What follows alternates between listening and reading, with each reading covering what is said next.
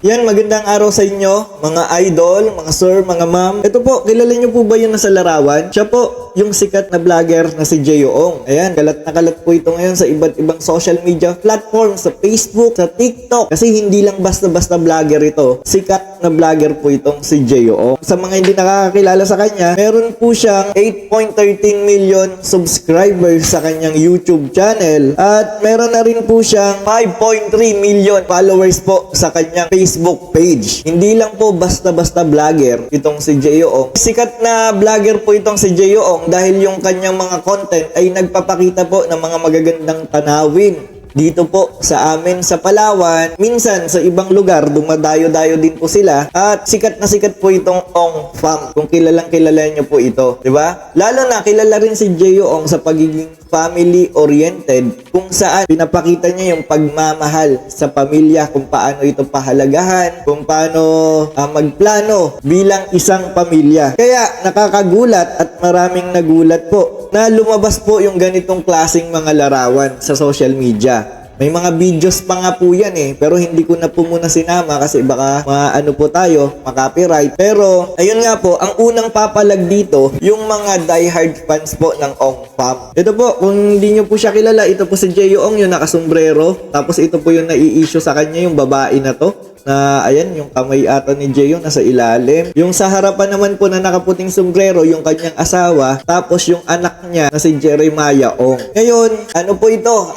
Nagkaroon po ng konting kaguluhan ngayon sa social media dahil halo-halo na po mga basher, mga diehard supporters ng Ong Fam yung nagko-comment. Meron po tayo ditong ilang mga ipapakita sa inyong larawan na kumakalat. Ito po, kung makikita nyo dito, kayakap ni Jay Ong, yung babae. Hindi po natin alam kung talagang sadya ito o talagang dahil lang sa party. Dahil alam mo na, kasi syempre, bilang isang sikat na YouTuber, vlogger, kailangan ho nating mag-entertain ng mga fans, di ba? Kaysa maging suplado tayo, may issue tayo. Ngayon, siguro, naging approachable lang si Jay Ong dito. Syempre, fans yun. At nandyan na yan party yan Hindi siguro nila alam na magiging issue yung ganitong klaseng ganitong klaseng mga picture at video. Kasi nga, syempre, family-oriented nga itong si Jay Ong Hindi nga natin nakikitaan ito ng mga pangit na side. Walang kumakalat sa social media na mga pangit na side ni Jay Ong maliban dito. Kasi syempre, papalag dito yung mga supporters ni Jay Ong. So, tingnan natin yung iba't ibang reaction nila patungkol dito. Ayan, tingnan muna natin yung iba't ibang larawan. Ayan,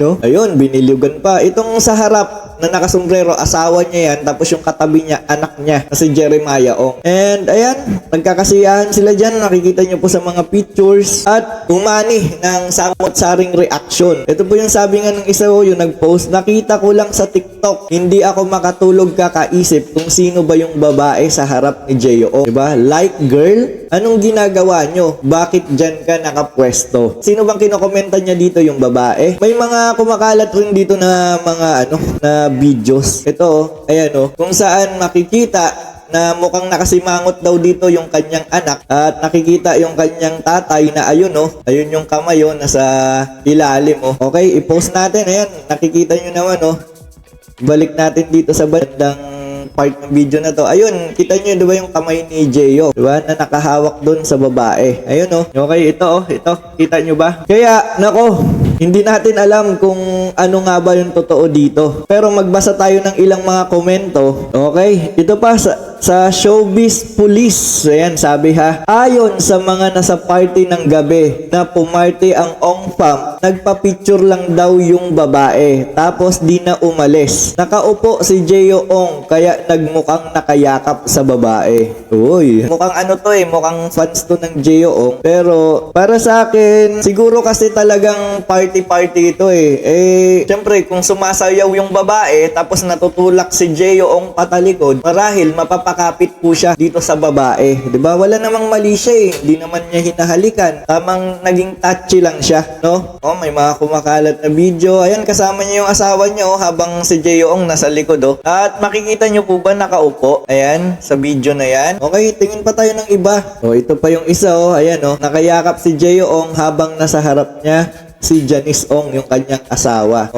Nakaupo nga siya nakaupo. Nakaupo nga si Jay Ong, nakaupo. Ayan Ayan nakaupo siya 'di ba? Na medyo parang high chair, nakataas, yung alam niyo yung parang nasa bar, 'di ba? Yung nasa bar tapos merong painuman, yung high chair kung saan kayo umiinom doon. Ganun niya, nakaupo siya ng parang paganyan. So, siguro dumikit yung babae, dumidikit, syempre hindi niya naman pwedeng i-push o itulak pa ganun. Kaya syempre ganun yung approach niya. Talagang ang hawak nun dito talaga sa tiyan. Kaya mukhang napayakap siya. Oh, mukha naman talagang nakaupo. Oh, ayan, malinaw oh. Nakaupo siya oh. Nakaupo siya sa high chair, 'di ba? So, anong mali siya diyan? Wala namang ano diyan eh, 'di ba?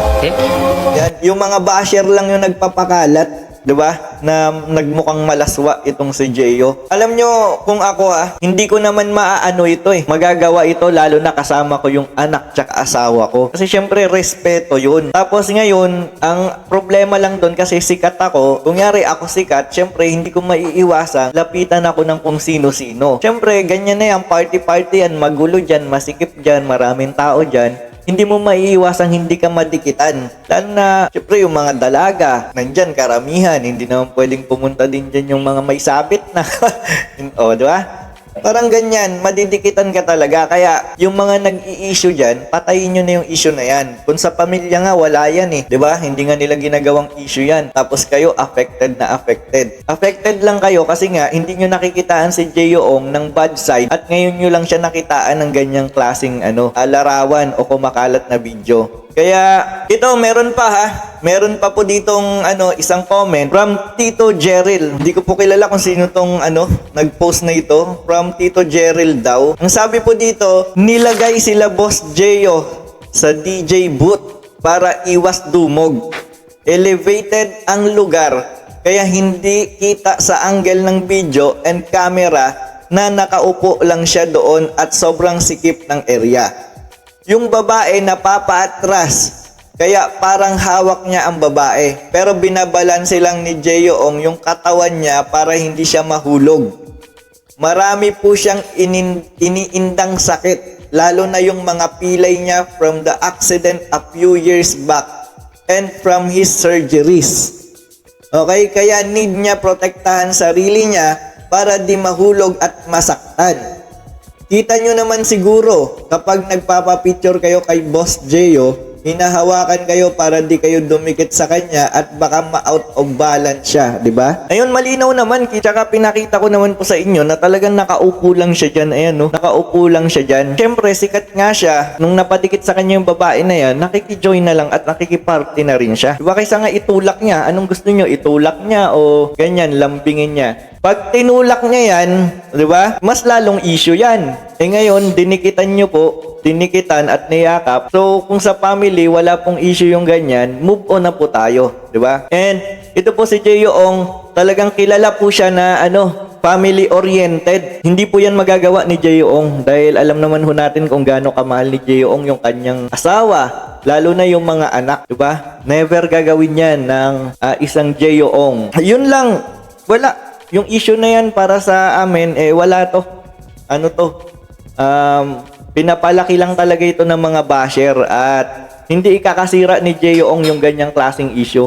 Hindi ang Jeyoong ay Jeyoong na. Kahit anong kasiraan ang gawin nyo, Jeyoong na yan at hindi na mababago yung tingin ng tao dyan. Di ba? Merong ilang mga basher dyan, siguro mga 2%. 2% basher versus 98% supporters. Hindi matitinag to si Jeyoong. So yun lang na lang ako. At salamat po sa nag-request sa akin na gawan ko ng commentary video itong issue ngayon ni Jeyoong. At yun lang ang masasabi ko, hindi magagawa yan ni Jeyoong. Okay? Dahil si Jeyoong ay kilalang isang family-oriented, mapagmahal sa asawa at mga anak. At isa pa, mukhang disiplinado talaga to si Jeyoong, di ba? Never niyang gagawin to. So, yun lang. Binibigyan nyo ng issue. Ayun, nakaupo nga, Diba? Binibigyan nyo ng issue. So, tapusin nyo na yan. And God bless.